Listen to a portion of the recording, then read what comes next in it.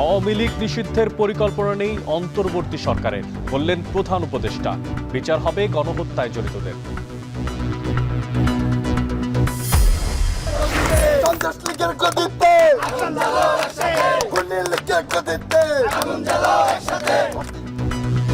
প্রধান উপদেষ্টার বক্তব্য প্রত্যাহারের দাবি শিক্ষার্থীদের। আওয়ামী লীগকে ফেরাতে ছাত্র নেতাদের চাপ দেওয়ার অভিযোগ হাসনাতের। গুলশানে দুর্বৃত্তের গুলিতে ইন্টারনেট ব্যবসায়ী নিহত। উত্তরায় যৌথ বাহিনীর অভিযানে অস্ত্র মাদক সহ 15 জন গ্রেফতার। নতুন করে গাজায় ইসরায়েলি নৃশংসতায় মুখ খুলছে না ইরান। বক্তব্য বিবৃতি দিয়েই দায় সারছে আরব বিশ্ব।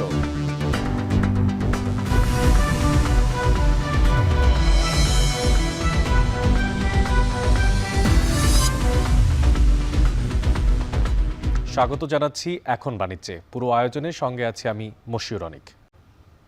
আওয়ামী লীগকে নিষিদ্ধ করার পরিকল্পনা সরকারের নেই বলে জানিয়েছেন প্রধান উপদেষ্টা ডক্টর মোহাম্মদ ইউনূস।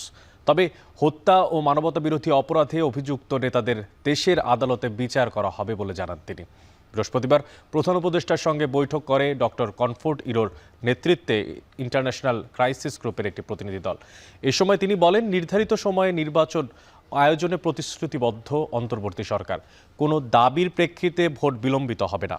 ঐক্যমত্য কমিশন রাজনৈতিক দলগুলোর সঙ্গে আলোচনা শুরু করেছে জানিয়ে প্রধান উপদেষ্টা বলেন, জুলাই সনদ সরকারের নীতিগুলোকে দিক নির্দেশনা দেবে। এ সময় ডক্টর কনফোর্ট ইরো জানান, বাংলাদেশ ও অন্তর্বর্তী সরকারকে লক্ষ্য করে ভুল তথ্য প্রচার মোকাবেলায় বাংলাদেশের প্রতি তার গ্রুপের সমর্থন আছে। আর ডক্টর ইউনূস বলেন, বাংলাদেশের বিরুদ্ধে ভুল তথ্য প্রচারের বেশিরভাগই ভারতীয় মিডিয়া থেকে হয়েছে। তবে ভারতের সঙ্গে বাংলাদেশের দৃঢ় সম্পর্কের আকাঙ্ক্ষা প্রকাশ করেন প্রধান উপদেষ্টা। এদিকে আওয়ামী লীগ নিষিদ্ধের সরকারের পরিকল্পনা নেই। প্রধান উপদেষ্টা ডক্টর মোহাম্মদ ইউনূসের এমন বক্তব্যের প্রতিবাদে বিক্ষোভ মিছিল করেছে ঢাকা বিশ্ববিদ্যালয়ের শিক্ষার্থীরা। সেই সঙ্গে প্রধান উপদেষ্টার দেয়া সেই বক্তব্য প্রত্যাহারের দাবিও করছেন তারা। বৃহস্পতিবার দিবাগত রাত 2টায় আওয়ামী লীগকে নিষিদ্ধ ও জুলাই গণহত্যার বিচারের দাবিতে তাৎক্ষণিক বিক্ষোভ মিছিল করে শিক্ষার্থীরা। মিছিলটি হলপাড়া থেকে শুরু হয়ে মল চত্বর, ভিসি চত্বর হয়ে টিএসিতে এসে শেষ হয়। পরে রাজু ভাস্কর্যের সামনে মিছিল পরবর্তী সংক্ষিপ্ত বিক্ষোভ সমাবেশে শিক্ষার্থীরা বলেন, দেশে আওয়ামী লীগের রাজনীতি চায় না ছাত্র জনতা। যতক্ষণ পর্যন্ত নতুন বাংলাদেশ বিনির্মাণ না হবে ততদিন পর্যন্ত লড়াই চলবে জানিয়ে বিক্ষোভকারীরা বলেন, জুলাই আগস্ট গণহত্যার বিচার হতেই হবে। এ সময় শুক্রবার বিকেল 3টায় ঢাকা বিশ্ববিদ্যালয়ের টিএসিতে বিক্ষোভের ঘোষণা করার পাশাপাশি সারা দেশের সকল শিক্ষা প্রতিষ্ঠানের সামনেও আওয়ামী লীগ নিষিদ্ধের দাবি বিক্ষোভের আহ্বান জানান ঢাবি শিক্ষার্থীরা। মাননীয় প্রধান উপদেষ্টা, আপনার প্রতি সম্মান রেখে বলতে চাই, আপনি অবিলম্বে আপনার এই বক্তব্য প্রত্যাহার করে নিন। আমরা ছাত্র জনতা আপনার সাথে আছি। আপনি এই বক্তব্য প্রত্যাহার করে নিন এবং আপনি উদ্যোগ গ্রহণ করুন অবিলম্বে আওয়ামী লীগ নিষিদ্ধ করার। আওয়ামী লীগকে নিষিদ্ধ করার আগ পর্যন্ত এই বাংলার মাটিতে কোনো ধরনের নির্বাচন হবে না। 21শে মার্চ বিকাল 3টায় এই রাজু ভাস্কর্যে আওয়ামী লীগ নিষিদ্ধ এবং গণহত্যার বিচারের দাবিতে বিক্ষোভ সমাবেশ অনুষ্ঠিত হবে। আওয়ামী লীগকে ফেরাতে সমঝোতা করতে ছাত্র নেতাদের উপরে চাপ দেওয়ার অভিযোগ করেছেন জাতীয় নাগরিক পার্টির দক্ষিণাঞ্চলের মুখ্য সংগঠক হাসনাত আব্দুল্লাহ। বৃহস্পতিবার রাতে সামাজিক যোগাযোগ মাধ্যম ফেসবুকে দেওয়া পোস্টে তিনি এই অভিযোগ করেন। তিনি বলেন, ফেসবুকে নিজের ভেরিফাইড পেজের অ্যাকাউন্টে দেয়া 2টো পোস্টে এই নিয়ে লেখেন তিনি এবং বলেন, হাসনাত লিখেছেন, গত 11 মার্চ দুপুর 2:30টায় তিনি সহ আরও 2 জনের কাছে ক্যান্টনমেন্ট থেকে আওয়ামী লীগকে রিফাইন্ড করার পরিকল্পনা উপস্থাপন করা হয়। আসন সমঝোতার মাধ্যমে এই পরিকল্পনা মেনে নিতে বলা হয় তাদের। এ সময় বলা হয়, একাধিক রাজনৈতিক দলকে এই প্রস্তাব দেওয়া হয়েছে, তারা শর্ত সাপেক্ষে আওয়ামী লীগকে পুনর্বাসনে রাজিও হয়েছে। জুলাই আন্দোলনের অন্যতম এই সংগঠক ফেসবুকে আরও লিখেছেন, এপ্রিল-মে থেকে শেখ পরিবারের অপরাধ স্বীকার করবে এবং হাসিনাকে অস্বীকার করবে তারা, এবং বঙ্গবন্ধুর আওয়ামী লীগ করবে এমন প্রতিশ্রুতি নিয়ে জনগণের সামনে হাজির হবে এই রিফাইন্ড আওয়ামী লীগ। তবে এই প্রস্তাবের তাৎক্ষণিক বিরোধিতা করে তারা জানান, আওয়ামী লীগের পুনর্বাসনের পরিকল্পনা বাদ দিয়ে বিচারের কাজ করতে হবে। জাতীয় নির্বাচন আওয়ামী লীগ ছাড়া ইনক্লুসিভ হবে না বলেও তাদের জানানো হয় ওই আলোচনায়। এ সময় তারা বলেন, আওয়ামী লীগকে ফেরাতে হলে তাদের লাশের ওপর দিয়ে ফেরাতে হবে। আওয়ামী লীগ ফিরলে দেশে সংকট সৃষ্টির কথাও জানান তিনি লেখেন, 5 আগস্টের পরই নিষিদ্ধ হয়ে গেছে আওয়ামী লীগ, দলটির চ্যাপ্টার ওপেন করার চেষ্টা করে লাভ নেই। রাজধানীর গুলশানে দুর্বৃত্তের গুলিতে সুমন নামের এক ইন্টারনেট ব্যবসায়ী নিহত হয়েছেন। বৃহস্পতিবার রাত 9টার দিকে গুলশানে পুলিশ প্লাজার সামনে এই ঘটনা ঘটে। ঢাকা মেট্রোপলিটন পুলিশ ডিএমপির অতিরিক্ত কমিশনার নজরুল ইসলাম জানায়, নিহতের বিরুদ্ধে গুলশান, বনানী সহ কয়েকটি থানায় চাঁদাবাজি সহ একাধিক মামলা রয়েছে। প্রাথমিকভাবে ধারণা করা হচ্ছে অন্তর্কোন্দল থেকেই এই হত্যাকাণ্ড। নিহতের মরদেহ উদ্ধার করে ঢাকা মেডিকেল কলেজে নেওয়া হয়েছে। হামলাকারীদের এখনও চিহ্নিত করা যায়নি বলেও জানায় পুলিশ। ভিকটিম যেটা, সে হচ্ছে টেলি সুমন, তার ডিটেলস আমরা মোটামুটি পাইছি। তার বিরুদ্ধে আমাদের কাছে 6টা মামলা আছে। সে নিজেও মনে হয় একটা গ্রুপের সদস্য, তো আন্তঃগ্রুপ কোন্দল থেকে এটা হইতে পারে, এরকমই আমরা ধারণা করতেছি। এদিকে রাজধানীর উত্তরায় অভিযান চালিয়ে ধারালো অস্ত্র, মাদক সহ 15 জনকে গ্রেফতার করেছে যৌথ বাহিনী। বৃহস্পতিবার রাত 9টা থেকে 10টা পর্যন্ত উত্তরার 9 নম্বর সেক্টরে এই অভিযান পরিচালনা করা হয়। এই সময় গ্রেফতারকৃতরা পেশাদার ছিনতাইকারী ও মাদক কারবারি বলে জানিয়েছে আইন শৃঙ্খলা রক্ষাকারী বাহিনী। অভিযানে ছুরি, গাঁজা, ইয়াবা ট্যাবলেট, মাদক সেবনে ব্যবহৃত সরঞ্জামাদি উদ্ধার করা হয়। আটকদের রাজধানীর উত্তর পশ্চিম থানার হস্তান্তর করে যৌথ বাহিনী। এ বিষয়ে উত্তরা পশ্চিম থানার ভারপ্রাপ্ত কর্মকর্তা মোহাম্মদ হাফিজুর রহমান জানান, আসামিদের বিরুদ্ধে আইনানুগ ব্যবস্থা প্রক্রিয়াধীন রয়েছে।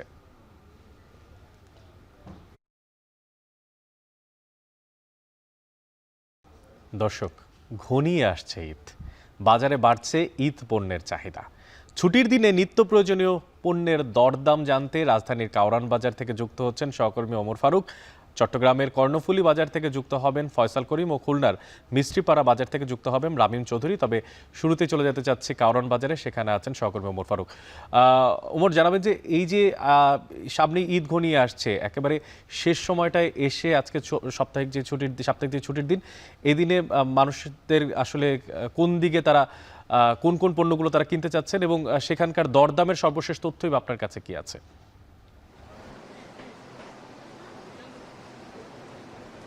অনেক, আপনি যেমনটি জানাচ্ছিলেন, আজকে ছুটির দিন এবং বলা চলে যে রমজানের কিন্তু শেষ মুহূর্ত এবং আর অল্প কয়েকদিন পরেই 8 থেকে 9 থেকে 10 দিন পরেই কিন্তু আসন্ন ঈদ উল ফিতর। সেই উপলক্ষে আসলে আমরা কিন্তু যেটি দেখেছি এখানে এসে, যে নিত্য প্রয়োজনীয় যে সকল পণ্যগুলো রয়েছে, অর্থাৎ ঈদকে উপলক্ষ করে যে সকল পণ্যের চাহিদাগুলো বাড়ে, যেগুলোর মধ্যে রয়েছে পোলার চাল, সেমাই এবং হচ্ছে বাদাম সহ অন্যান্য যে পণ্যগুলো রয়েছে, সেগুলো কিন্তু আসলে মানুষের এই মুহূর্তে কেনাকাটার আগ্রহের কেন্দ্রবিন্দুতে রয়েছে। এবং আমরা বাজার ঘুরে যেমনটি দেখেছি, এই সকল পণ্যগুলোর দামও কিন্তু বিগত কয়েক বছরের তুলনায় সহনীয় পর্যায়ে রয়েছে। আমরা যেটি এখানকার যারা ভোক্তা এবং বিক্রেতা আছে তাদের সাথে কথা বলে আমরা যেমনটি জেনেছি, এবং আমরা যেটি জেনেছি যে বর্তমানে খোলা বাজারে পোলার চাল বিক্রি হচ্ছে কেজি প্রতি 110 থেকে 120 টাকা, এবং হচ্ছে প্যাকেটজাত যে চিনিগুঁড়ো চাল রয়েছে সেটি কিন্তু বিক্রি হচ্ছে 155 থেকে 165 টাকা কেজি দরে। এছাড়াও যেহেতু সামনে আসন্ন ঈদ, সেই জন্য আসলে মানুষ কিন্তু আসলে ঈদের অন্যতম অনুষঙ্গ সেমাই, সেটি কিন্তু তারা সংগ্রহ করে রাখছেন। আমরা এখানে ঘুরে যেটি দেখেছি সেটিও কিন্তু সহনীয় পর্যায়ে রয়েছে এবং কিন্তু পর্যাপ্ত মজুত রয়েছে। আমরা যেমনটি দেখেছি যে লাচ্ছা সেমাই যেটি রয়েছে সেটি কিন্তু আসলে প্যাকেট প্রতি বিক্রি হচ্ছে 40 টাকা করে, এবং হচ্ছে অন্যান্য সেমাইগুলোও কিন্তু আসলে কম দাম রয়েছে। এবং এছাড়াও যদি আমি বলি মশলাপাতি যেই সকল জিনিসগুলো রয়েছে, সামগ্রীগুলো রয়েছে, সেগুলোও কিন্তু আসলে কম দাম রয়েছে। আমরা যেমনটা দেখেছি জিরা, লবঙ্গ অথবা অন্যান্য যে সামগ্রীগুলো রয়েছে সেগুলো কিন্তু দাম কম রয়েছে। তবে ব্যবসায়ীরা যেটি বলছেন যে এলাচের দামটা কিছুটা বেশি। এছাড়াও যদি আমি আপনাকে বলি, কিশমিশ কিন্তু কেজি প্রতি বিক্রি হচ্ছে 620 টাকা কেজি দরে, কাঠবাদাম কিন্তু বিক্রি হচ্ছে 1240 টাকা কেজি দরে, চীনাবাদাম বিক্রি হচ্ছে 190 টাকা কেজি দরে। তবে আমি যদি আপনাকে বলি যে কিছুদিন যাবত, অর্থাৎ রমজানের আগে বা হচ্ছে রমজানের শুরুতেও কিন্তু তেল নিয়ে, ভোজ্য তেল নিয়ে যে একটা সংকটের কথা আমরা জেনেছি, বা মানুষের মধ্যে যে সংকটের কথা ছিল, সেটি কিন্তু এই মুহূর্তে আমরা দেখতে পাচ্ছি না। আমরা যেমনটি দেখেছি বাজারে কিন্তু পর্যাপ্ত তেলের মজুত রয়েছে।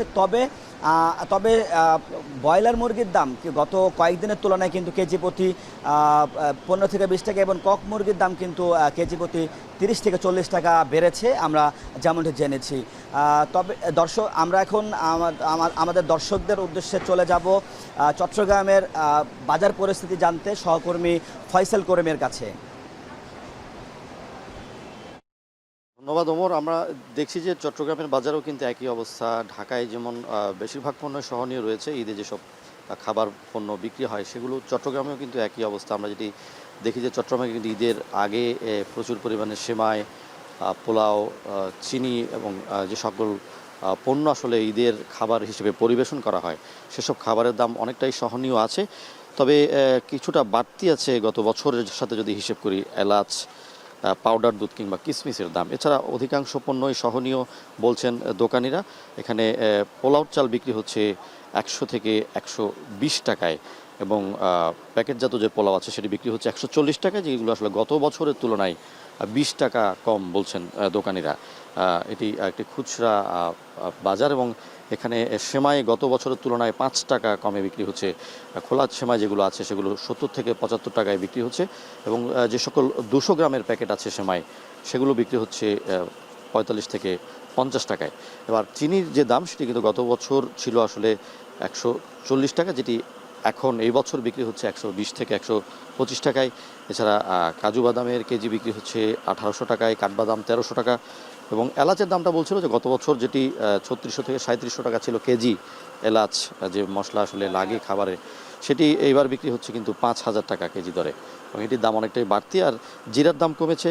জিরা কিন্তু গতবার ছিল 850 থেকে 1300 টাকা, এবার সেটি বিক্রি হচ্ছে 850 থেকে 900 টাকা। এছাড়া পাউডার দুধের দামও কিন্তু সহনীয় কিছুটা বেড়েছে, বলছেন যা 20 টাকা বাড়তি দরে বিক্রি হচ্ছে, এবং কিশমিশের দামও কিন্তু কিছুটা বাড়তি আছে। তবে এই অধিকাংশ পণ্যই যেগুলো আসলে ঈদের আগে লাগে ক্রেতাদের, সেই দামগুলো অনেকটাই সহনীয় আছে, এবং ক্রেতাদের মধ্যেও আমরা দেখেছি সন্তুষ্টি রয়েছে। তবে মাংসের যে বাজার সেটি নিয়ে কিছুটা অস্থিরতা আছে, এবং তেলের যেহেতু সংকটটা কিছুটা কেটে গিয়েছে গত সপ্তাহ থেকে, তেল নিয়েও কিন্তু স্বস্তি আছে। আমরা চলে যাচ্ছি খুলনায়, সেখানে রয়েছেন আমাদের সহকর্মী রামিম চৌধুরী, তিনি জানাবেন খুলনার বাজারের সবশেষ। ফয়সাল, মূলত বাজার পরিস্থিতি যদি বলি, নিত্যপণ্যের বাজারের বাইরে কিন্তু আজকে মাছের বাজার বেশ অস্থিতিশীল অবস্থায় রয়েছে।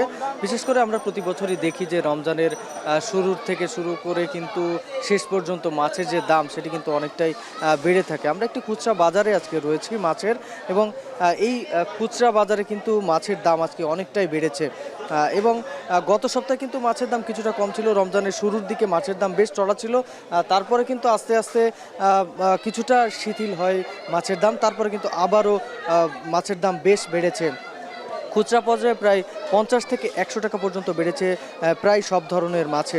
বিশেষ করে কার্প জাতীয় যে মাছ আপনি দেখছেন যে একটি সিলভার কার্প রয়েছে, এখানে সিলভার কার্প কিন্তু প্রতি কেজি বিক্রি করা হচ্ছে 230 থেকে 250 টাকা পর্যন্ত, যেটি কিন্তু গত সপ্তাহে বিক্রি করা হয়েছে 200 টাকা করে।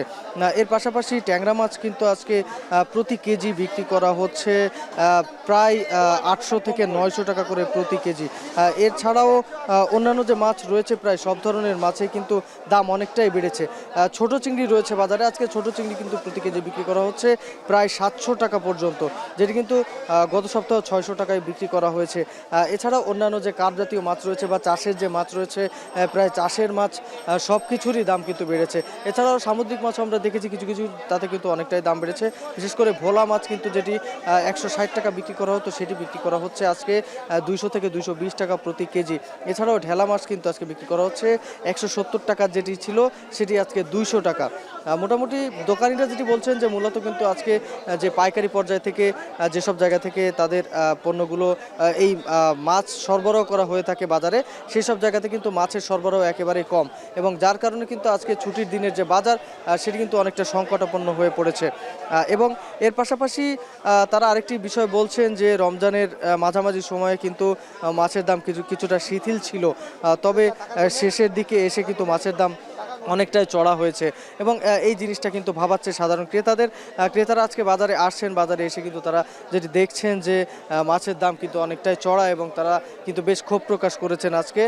এখানে আজকে আমরা বেশ অনেকগুলো ক্রেতাদের সাথে আমরা কথা বলেছি, তারা কিন্তু বেশ ক্ষোভ প্রকাশ করেছেন যে মাছের দাম কিন্তু সাধারণ মানুষের ক্রয় ক্ষমতার একেবারে বাইরে এবং এর জন্য কিন্তু বাজার তদারকির প্রয়োজন আছে এবং প্রতিনিয়ত যদি ভোক্তা অধিকার সহ বিভিন্ন অধিদপ্তর যারা রয়েছে বাজার তদারকি করে থাকে, তারা যদি তদারকি করে তাহলে এই নিত্যপণ্যের বাজার কিন্তু স্থিতিশীল অবস্থায় থাকবে এবং দামও সাধারণ মানুষের নিয়ন্ত্রণের মধ্যে আসবে বলে জানিয়েছেন।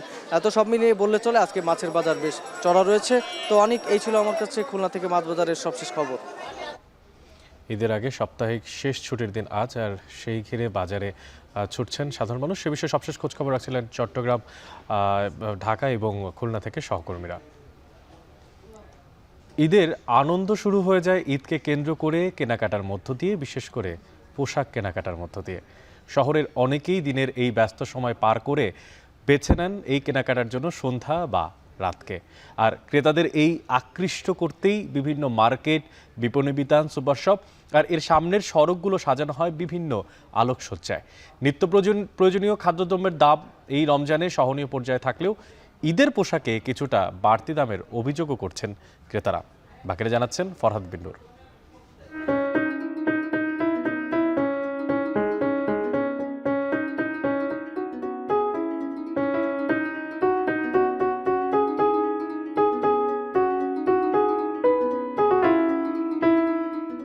আপনাকে বিলিয়ে আসমানি তাগিদের আনুগত্য, সোনা দানা আর বালাখানা সবই আল্লাহর রাহে। জাকাত দিয়ে মুসলিমের নিদ ভাঙিয়ে যেন ঈদের আগে খুশি শুরু হয়েছে শহর জুড়ে। ঈদের নতুন পোশাকে রাঙাতে বিভিন্ন মার্কেটে ভিড় করছেন শিশু, নারী, বৃদ্ধ, তরুণ প্রত্যেকে। সকাল, দুপুর, বিকেল কিংবা সন্ধ্যা রাতে ঈদ আনন্দ যেন শুরু হয়েছে এখানে, যেখানে রাতের দৃশ্য তৈরি করেছে আলাদা আকর্ষণ।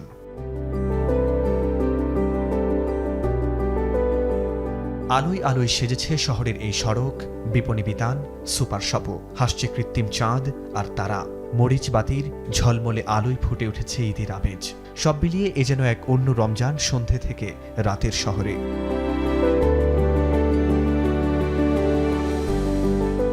ব্যবসায়ীরা বলছেন ক্রেতাদের আকৃষ্ট করতে এই আলোকসজ্জাও এক কৌশল। ঈদের দিন যত ঘনিয়ে আসছে ততই বাড়ছে ক্রেতার সমাগম, বেচা বিক্রি। আমরা সেই জন্য আলোকসজ্জা করছি ক্রেতাকে আকর্ষণ করার জন্য। আলহামদুলিল্লাহ ক্রেতা ভালোই আছে। রোজা শুরুতে মনে করেন যাই একটু কম ছিল, এখন সেই তুলনায় একটু বেশি বেচা কেনা আলহামদুলিল্লাহ ভালো চলতেছে। সারাদিন রোজা রেখে ক্রেতাদের বড় একটা অংশ আসে সন্ধ্যা রাতে। এই সময়েই শপিংয়ে স্বাচ্ছন্দ্য তাদের। তবে বিগত সময়ের চেয়ে বাজারে নিত্য প্রয়োজনীয় খাদ্যপণ্যের দাম এই রমজানের সহনীয় পর্যায়ে থাকলেও ঈদের পোশাকে কিছুটা বাড়তি দামের অভিযোগ তাদের। ঈদের ফিল তো অবশ্যই আসছে, একটু বেশি সাজুগুজু ভালোই লাগছে। সারাদিন রোজা রেখে প্রত্যেকেরই তো হচ্ছে রেগুলার অ্যাক্টিভিটিস থাকে, কাজ থাকে, যার কারণে দিনে আসা সম্ভব হয় না, যার কারণে রাতে আসা। প্রাইস পয়েন্ট এবার আগের বারের চাইতে অনেক বেশি হাই। সব ভাই বোনদের সাথে কেনাকাটা করছি, আনন্দটা তো শুরুই হয়ে গেছে। শৈশবের ঈদ আনন্দ ছাড়াতে পারে না অন্য কোনো বয়সে। বাবা মায়ের হাত ধরে তাই শিশুরাও নতুন পোশাকের আকর্ষণে এখানে।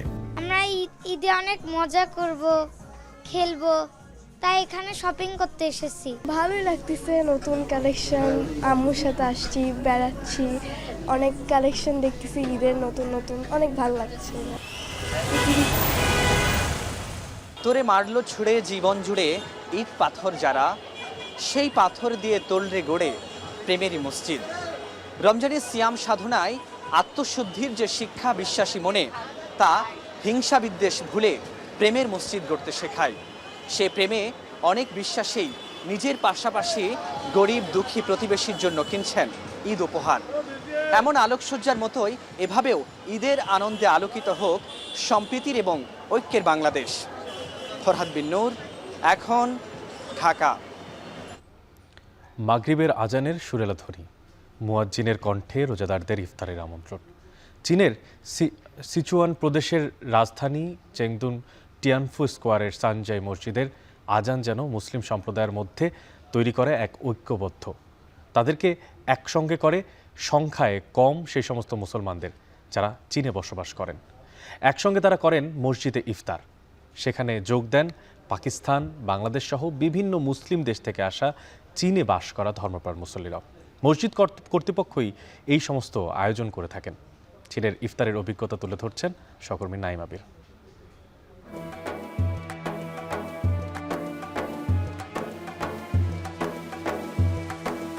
আজ আমরা মূলত একটি সিদ্ধান্ত নিয়েছি যে যেহেতু রমজান মাস চলছে বিশ্বব্যাপী, সুতরাং চীনে যারা মুসলমান রয়েছে তারা ঠিক কিভাবে রোজা রাখে এবং দেখতে চাই চীনের ঠিক মুসলিমরা কিভাবে ইফতারি করে এবং একই সাথে আপনাদেরও দেখাতে চাই। সুতরাং দেরি নয়, চলুন শুরু করা যাক।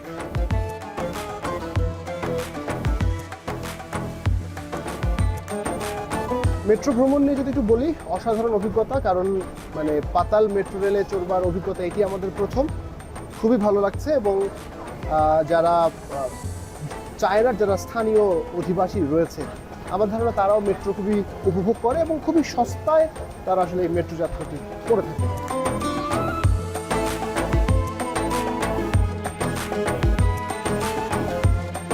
আমরা এই মসজিদটিতে মূলত প্রবেশ করব এবং সিকিউরিটি চেকিংয়ের একটা স্ক্যানিংয়ের ব্যবস্থা রয়েছে। আমরা আসলে এখানে বেশ অনেকেই দেখতে পাচ্ছি, আমরা কিছু চাইনিজ মুসলিমকে দেখতে পাচ্ছি। আসসালামু আলাইকুম।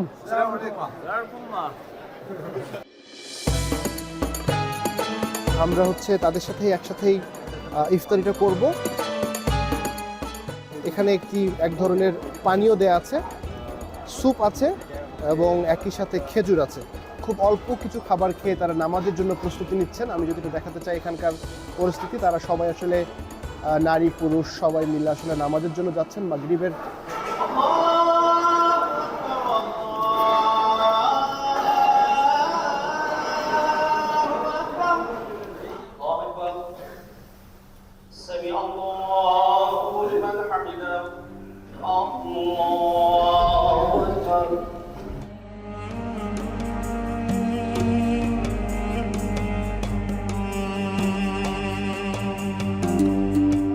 নামাজ শেষ হয়ে গেছে। মুসল্লি যারা রয়েছে তারা আসলে নামাজ শেষ করে আবারও মসজিদের মাঝখানের যে জায়গাটি ইফতারের জন্য ব্যবস্থা করা হয়েছে সেখানে তারা আবার নিজের টেবিলে ফেরত আসছেন এবং এরপরে তারা মূলত ইফতারের যে বাকি অংশ অর্থাৎ পরবর্তীতে যে খাবার দাবার সেগুলো তারা আসলে গ্রহণ করবেন।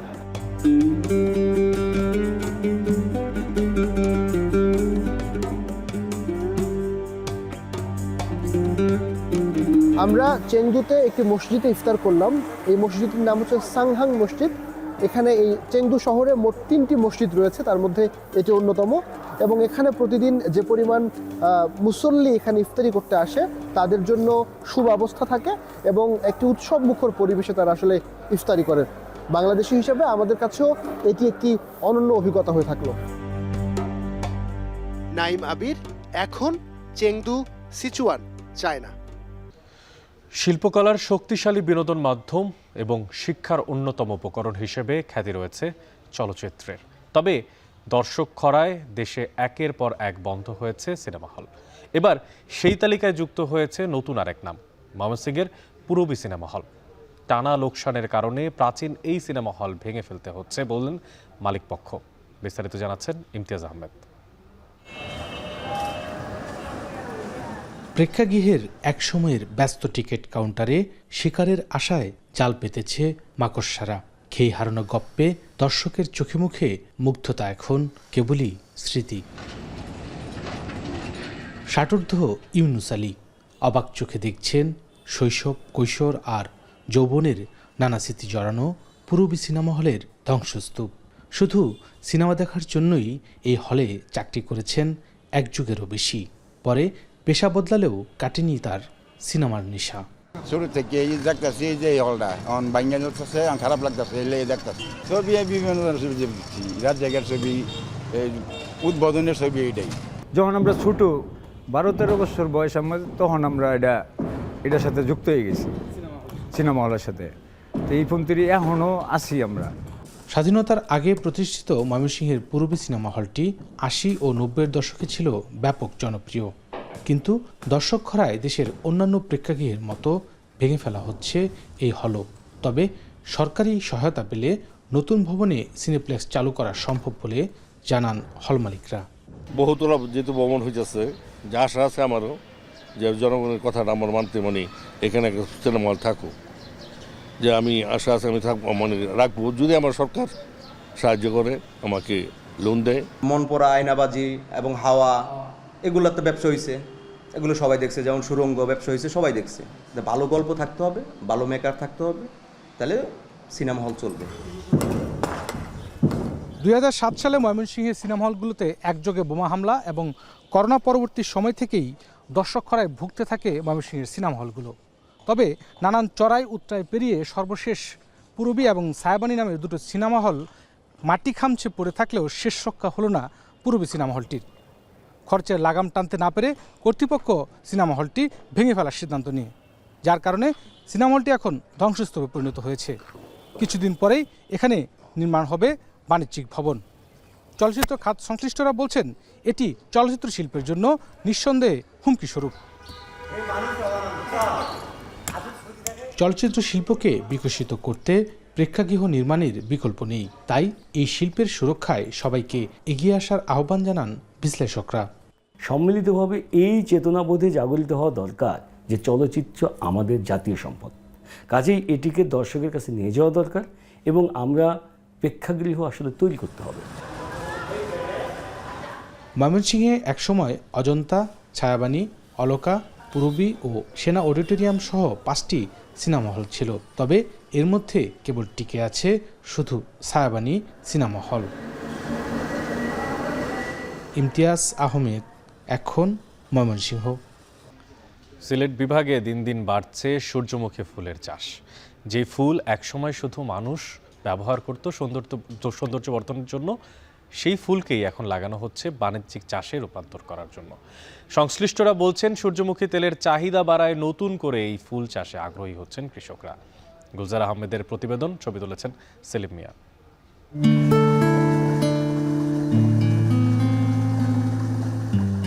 লাভজনক ও তেলের ভালো চাহিদা থাকায় সিলেট বিভাগ জুড়ে বেড়েছে সূর্যমুখী ফুলের চাষ। গত বছর 3 আগে যেখানে সিলেট অঞ্চলে সূর্যমুখী ফুলের চাষ ছিল অচেনা, সেখানে বর্তমানে বিভাগ জুড়ে এই ফুলের চাষ হচ্ছে 772 হেক্টর জমিতে। সিলেটের কোম্পানিগঞ্জ উপজেলার রাধানগর গ্রাম। এখানকার তরুণ কৃষি উদ্যোক্তা মনিরুজ্জামান এতদিন তার সমন্বিত খামারে ধান, সবজি, মাছ চাষ করলেও নতুন করে এবার 4 হেক্টর জমিতে ফলিয়েছেন সূর্যমুখী ফুল। তিনি জানান, কৃষি সম্প্রসারণ অধিদপ্তরের পরামর্শ ও সহযোগিতায় অনাবাদি জমিতে চাষ করেছেন এই ফুল। অন্যান্য জায়গায় যে হয়তো আমার দেখে আর খুব ভালো লাগতো, আমার খুব আগ্রহ ছিল এটা করার। তো আমি আসলে সুযোগ সুবিধা পাইতেছিলাম না, যে জায়গা জমিনের সংকট ছিল, তো এই জমিটা পরিত্যক্ত ছিল আর পানির সোর্স ছিল না এতদিন, কারণ এখানে পানির দরকার ছিল। আর ওই কৃষি অফিস থেকে পানির সোর্স দেওয়ার পরে স্যারের পরামর্শে এইগুলি করলাম আর কি। মনিরুজ্জামানের মতো দেশের উত্তর পূর্বাঞ্চলে কয়েক হাজার কৃষক এখন সূর্যমুখী ফুলের চাষ করছেন। তারা বলছেন, উৎপাদনের খরচ কম আর সহজেই তেল প্রক্রিয়াজাতকরণের কারণে দিন দিন সূর্যমুখী চাষে আগ্রহী হচ্ছেন তারা। গ্যাস আবার করায় কিন্তু আমি বাক্কা লাভবান হয়েছি পরে, তো এইবার আমার দিছে, এইবার আমি আর কতদূর বাড়ায় করছি, বাড়ায় করার পরে ফুলও খুব সুন্দর ফুল হয়েছে। আল্লাহ দিলে ছড়াই করছে, মানে ভবিষ্যতে বাড়তি হয়েছে আল্লাহ দিলে, মানে তেল আল্লাহ দিব আর কি। সূর্যমুখী বীজ চাই না, এই ফলটা করলে তো অল্প করে যে লাভবান হওয়া যায় আর কি, অনেক ভালো। এটা ব্যাপক চাহিদা আছে, অনলাইনে অনেক কোম্পানিরা আমার করছে, তারা চাহিদা দিছে, রেটও ভালো, তাদেরকে 250-300 টাকা প্রতি লিটার তেল সেল করা যায়। কৃষি সম্প্রসারণ অধিদপ্তর বলছে, সূর্যমুখী চাষে সিলেট অঞ্চলে বিপ্লব ঘটেছে। দপ্তরের সার্বিক সহযোগিতা থাকায় দিন দিন এই অঞ্চলে বেড়েই চলেছে এর উৎপাদন। আমাদের সিলেট অঞ্চলের 4টা বিভাগে সূর্যমুখীর আবাদ দিন দিন বৃদ্ধি পাচ্ছে এবং এই বছর আমাদের প্রায় 772 হেক্টর জমিতে সূর্যমুখীর আবাদ হয়েছে। আমরা সরকারি প্রণোদনার মাধ্যমে সিলেট অঞ্চলের 4টা জেলায় প্রায় 2600 কৃষককে বিনামূল্যে সূর্যমুখীর বীজ এবং সার প্রদান করা হয়েছে। তাছাড়া ভোজ্য তেলের উৎপাদন বৃদ্ধিকে সূর্যমুখীর ব্যবহার ও ফুলের চাষ বৃদ্ধিতে সংস্থাটির তত্ত্বাবধানে সভা সমাবেশ, প্রশিক্ষণ, দিবসভিত্তিক কার্যক্রমেও গুরুত্ব দেওয়া হচ্ছে বলে জানান কৃষি কর্মকর্তারা। আমাদের যে বিভিন্ন প্রশিক্ষণ, মাঠ দিবস এবং আমরা যে কৃষক সমাবেশ করে থাকি, ওই সমস্ত সমাবেশে কিন্তু আমরা কৃষকদেরকে সূর্যমুখী তেলের গুণাগুণ সম্পর্কে আমরা অবহিত করছি এবং আমরা কৃষকরা কিন্তু আগ্রহ প্রকাশ করছি এবং ইতিমধ্যেই কিছু কিছু জায়গায় সূর্যমুখীর তেলের খাওয়ার অভ্যাসটা কিন্তু শুরু হয়েছে। কৃষি সম্প্রসারণ অধিদপ্তরের তথ্যমতে সিলেট বিভাগের 4 জেলায় সূর্যমুখী ফুলের উৎপাদন বৃদ্ধিতে 2,500-এরও বেশি কৃষককে বীজ, সারসহ প্রায় 58 লক্ষ টাকা প্রণোদনা দেওয়া হয়েছে। গুলজার আহমেদ, এখন সিলেট। পরমাণু প্রোগ্রাম নিয়ে যুক্তরাষ্ট্রের সাথে চলমান আলোচনার জেরে গাজায় নতুন করে শুরু হয়েছে ইসরায়েলি নৃশংসতার বিরুদ্ধে মুখ খুলছে না ইরান। বক্তব্য বা বিবৃতি দিয়ে ইসরায়েলি হামলার সমালোচনা করলেও দৃশ্যমান কোনো উদ্যোগ নেননি মুসলিম বিশ্বের কোনো নেতাই। বিশ্লেষকরা বলছেন, যুক্তরাষ্ট্র বা তার মিত্র ইসরায়েলের বিরুদ্ধে পদক্ষেপ নিয়ে শত্রু বাড়াতে চায় না আরব রাষ্ট্রগুলো। সতীর্থ কর্মকার জানাবেন বিস্তারিত। আক্ষরিক অর্থে গাজায় 57 দিনের অস্ত্রবিরতি পালন করেছে ইসরায়েলি সেনাবাহিনী। শুরু থেকেই এই অস্ত্রবিরতির বিরোধিতা করছিল দেশটির যুদ্ধকালীন মন্ত্রিসভা। মধ্যস্থতাকারীদের পক্ষ থেকে বারবার গাজায় স্থায়ী অস্ত্রবিরতির প্রস্তাব করা হলেও তা এড়িয়ে গেছেন ইসরায়েলের প্রধানমন্ত্রী বেনিয়ামিন নেতানিয়াহু। যুদ্ধবিরতির দ্বিতীয় ধাপ নিয়ে তেল আবিবের যে কোনো আগ্রহই ছিল না তা পরিষ্কার হয়েছে গেল দুদিনে। অস্ত্রবিরতি অগ্রাহ্য করে 48 ঘন্টার ব্যবধানে 500-র বেশি ফিলিস্তিনিকে হত্যা করেছে ইসরায়েলি সেনারা। বিশ্লেষকরা বলছেন, ক্ষমতায় টিকে থাকতে মধ্যপ্রাচ্যে সংঘাত চালিয়ে যাওয়া ছাড়া কোনো বিকল্প নেই ইসরায়েলি প্রধানমন্ত্রীর। তবে নেতানিয়াহুর উদ্দেশ্য স্পষ্ট হলেও ফিলিস্তিনিদের ওপর ইসরায়েলি বর্বরতার জেরে আরব নেতাদের প্রতিক্রিয়া শুধু বিবৃতির মধ্যেই সীমাবদ্ধ কেন, সে প্রশ্নের জবাব মিলছে না। গাজায় নেতানিয়াহু বাহিনী অস্ত্রবিরতি অমান্য করে আবারও অভিযান শুরুর পর বৃহস্পতিবার সকালে ইসরায়েলি বিমানবন্দর লক্ষ্য করে ক্ষেপণাস্ত্র হামলা করেছে ইয়েমেনের হুথিরা। একই দিনে তেল আবিবে রকেট হামলা চালিয়েছে হামাস। কিন্তু এত কিছুর পরও হিজবুল্লাহ, হুথি বা হামাসের মতো অক্ষশক্তির পেছনে থাকা ইরানের নীরবতার কারণ বুঝতে পারছেন না আন্তর্জাতিক বিশ্লেষকরা। মুসলিম সংখ্যাগরিষ্ঠ দেশ হিসেবে পরমাণু সক্ষমতা আছে পাকিস্তানের, কিন্তু ফিলিস্তিনের সাথে দেশটির ভৌগোলিক দূরত্ব অনেক। সেই ক্ষমতা ইরানের থাকলেও গাজায় সাম্প্রতিক হামলা নিয়ে এখনো মুখ খোলেননি দেশটির সর্বোচ্চ নেতা। মধ্যপ্রাচ্য বিশ্লেষকরা মনে করেন, সক্ষমতার বিচারে তেল আবিবের সাথে টক্কর দিতে পারে একমাত্র তেহরানই। জেরুজালেম পোস্টের দাবি, গাজা ও ইয়েমেনে ইসরায়েল ও যুক্তরাষ্ট্রের সাম্প্রতিক হামলা প্রমাণ করে অক্ষশক্তিকে রক্ষা করতে না পারলে সক্ষমতার বদলে ইরানের দায়বদ্ধতায় পরিণত হবে হুথি কিংবা হামাস। এর আগে তেহরানকে হুঁশিয়ারি দিয়ে মার্কিন প্রেসিডেন্ট ডোনাল্ড ট্রাম্প বলেন, ইরানের কোনো অক্ষশক্তি যদি যুক্তরাষ্ট্র বা তার মিত্র দেশের ওপর হামলা করে সেই দায় পুরোটাই নিতে হবে ইরানকে। তবে বিশ্লেষকরা মনে করেন, ইরানের পক্ষ থেকে এখনো কোনো প্রতিক্রিয়া না আসার আরেকটি বড় কারণ ওয়াশিংটন ও তেহরানের মধ্যে পরমাণু সক্ষমতা বিষয়ক আলোচনা। ইরান যেখানে পরমাণু স্থাপনা অন্যত্র সরিয়ে নিয়ে পশ্চিমায় নিষেধাজ্ঞা এড়ানোর সুযোগ খুঁজছে, সেখানে যুক্তরাষ্ট্রের সাথে তাৎক্ষণিক দ্বন্দ্বে জড়ানো বোকামি হবে বলে মনে করেন বিশেষজ্ঞরা। His words were, every bullet that they fire is a bullet that you fired. And this comes after weeks of negotiations between the US administration and the Iranian administration talking about dismantling their nuclear program, or I should say their military nuclear program. বিশ্লেষকরা আরও বলছেন, বর্তমান প্রেক্ষাপটে ইসরায়েলের ঘনিষ্ঠ মিত্র যুক্তরাষ্ট্রের মতো পরাশক্তির বিপক্ষে যাওয়ার ঝুঁকি অনেক। সমগ্র মুসলিম বিশ্ব গাজাবাসীর উপর চলমান নৃশংসতার ঘোর বিরোধী হলেও ইসরায়েলের বিরুদ্ধে সরাসরি অস্ত্র ধরতে চান না কেউই। বিশ্লেষকরা মনে করেন, ফিলিস্তিনের হয়ে যুক্তরাষ্ট্র ও ইসরায়েলের সাথে টক্কর দিতে হলে জাতীয় নিরাপত্তা নিয়েও ভাবতে হবে আরব জোট বা মুসলিম বিশ্বের। সতীর্থ কর্মকার, এখন বিশ্ব। আরএফএল গিজারে আছে ওয়ার্ল্ড ফ্লো টেকনোলজি, যা পানি গরম করে 20% কম বিদ্যুৎ খরচে, আর একবার অন করলেই পানি গরম থাকে 24 ঘন্টা। আরএফএল গিজার, উষ্ণ পানির পরশ। ইসরায়েল বাহিনীর বর্বরতা আর নিষ্ঠুরতা ছাড়িয়ে গেছে সবকিছুকে। স্বজনদের পাশাপাশি শৈশব হারিয়েছে শিশুরাও। উপত্যকার অর্ধেক শিশুই যে এই পরিত্রাণ থেকে মুক্তি পাওয়ার জন্য চাচ্ছেন নিজের মৃত্যু। বাকিটা প্রতিবেদনে।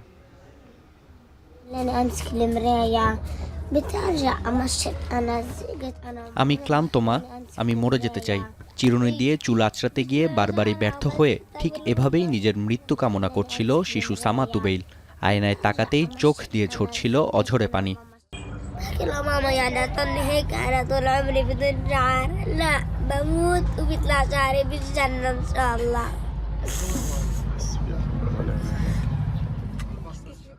অথচ যুদ্ধ শুরুর আগে শিশুটির ছিল মাথা ভর্তি ঘন চুল। তাহলে হঠাৎ কেন এমন এই পরিস্থিতি? চিকিৎসকরা জানান, গেল বছর আগস্টে রাফায় প্রতিবেশীর বাড়িতে হামলার পর নার্ভাস শকের শিকার হন তুবেইল। এছাড়াও 15 মাসের যুদ্ধে শরীরে বাসা বেঁধেছে অ্যালোপেকিয়া, যার কারণে চুলের পাশাপাশি শৈশবও হারিয়েছে শিশুটি। ইউনিসেফের তথ্য বলছে, উপত্যকার 12 লাখ শিশুর মধ্যে প্রায় সবাই কম বেশি ভুগছেন মানসিক সমস্যায়। গাজার শিশুদের ওপর জরিপ চালিয়েছে বেসরকারি উন্নয়ন সংস্থা ওয়ার্ড চাইল্ড, যেখানে দেখা যায় যুদ্ধ থেকে মুক্তি পেতে নিজের মৃত্যু কামনা করছে উপত্যকার অর্ধেক শিশু। অথচ এত কিছুর পরেও নারী ও শিশুদের নিশ্চিহ্ন করতে ব্যস্ত নেতানিয়াহু বাহিনী। যুদ্ধবিরতি ভেঙে গেল মঙ্গলবার সেহেরির সময় সবচেয়ে ভয়াবহ হামলা চালায় ইসরায়েল। এতে নিহত প্রায় 450 ফিলিস্তিনির মধ্যে অর্ধেকই ছিল নারী ও শিশু। তবে আইডিএফের দাবি, হামলার লক্ষ্যবস্তু ছিল হামাসের সন্ত্রাসী স্থাপনা। সদ্যজাত শিশুও কি সেই কথিত সন্ত্রাসীদের অংশ কিনা, সে প্রশ্নের উত্তর পাওয়া যায়নি এখনো। Israel has ordered the evacuation of the Palestinians in Gaza from the north or from the south, which means that the aggression is going to continue. This is a military strategy aiming to ethnically cleanse what remains of Palestine, and if the Palestinians do not move voluntarily, this is what waits for them. বিশ্লেষকদের ধারণা, রাজনৈতিক ক্যারিয়ারকে দীর্ঘায়িত করার লক্ষ্যে আবারও যুদ্ধ শুরু করছেন নেতানিয়াহু, যার হাতে লেগে আছে প্রায় 50,000 গাজাবাসীর রক্ত। নাফি আরমান মনন, এখন বিশ্ব।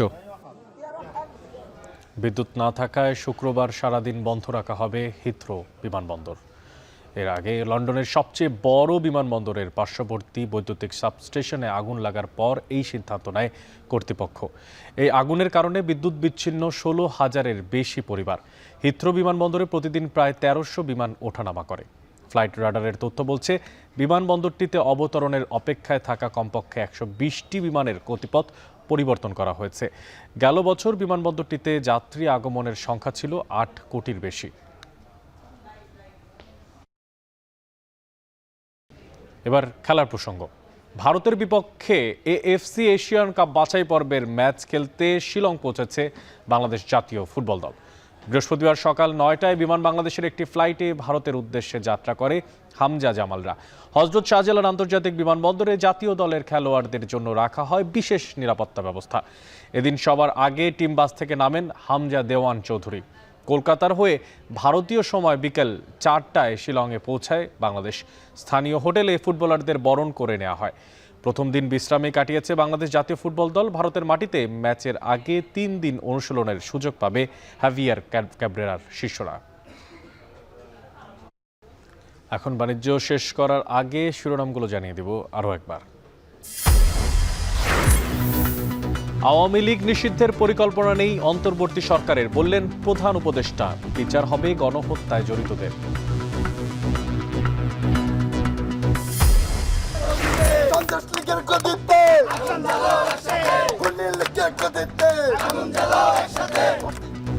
প্রধান উপদেষ্টার বক্তব্য প্রত্যাহারের দাবি শিক্ষার্থীদের। আওয়ামী লীগকে ফেরাতে ছাত্র নেতাদের চাপ দেওয়ার অভিযোগ হাসনাদের।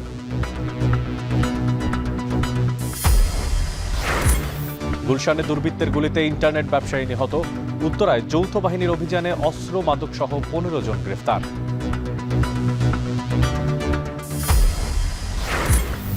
এবং নতুন করে গাজায় ইসরায়েলি নৃশংসতায় মুখ খুলছে না ইরান।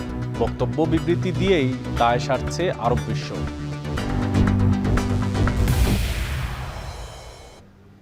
শেষ করছি এখন বাণিজ্য। এখন টেলিভিশন ওয়েবসাইটে দেখতে ভিজিট করুন www.ekhon.tv। এছাড়া এখন টেলিভিশন ফেসবুকে দেখতে ভিজিট করুন facebook.com/tv.ekhon এবং ইউটিউবে এখন টেলিভিশন দেখতে ভিজিট করুন youtube.com/c/ekhon tv।